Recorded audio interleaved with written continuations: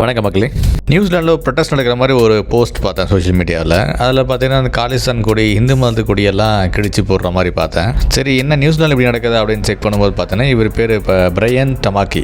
இவர் கிறிஸ்தவ மதத்தை ரொம்ப தீவிரமாக ஃபாலோ பண்ணுற ஒரு ஆள். அவங்களோட அந்த பைபிளில் போட்டிருக்கவங்கள ரொம்ப ஸ்ட்ரிக்டாக ஃபாலோ பண்ண சொல்லுவாங்க பார்த்தீங்களா, அந்த மாதிரி ஒரு ஆள். டெஸ்டினி சர்ச்னு அப்படி ஒரு அமைப்பை உருவாக்கி நிறைய ஃபாலோவர்ஸ் வச்சிருக்காரு அவருக்கு.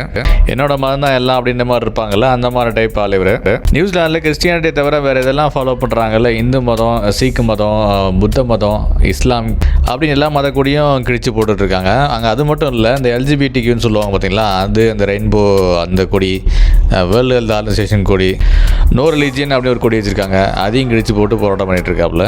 காலிஸ்தான் தனி நாடு வேணும்னு சொல்லி குரூப் போராட்டம் பண்ணிகிட்டு இருப்பாங்களா, கனடாலையும் பண்ணாங்க, நியூசிலாண்ட்லேயும் பண்ணாங்க.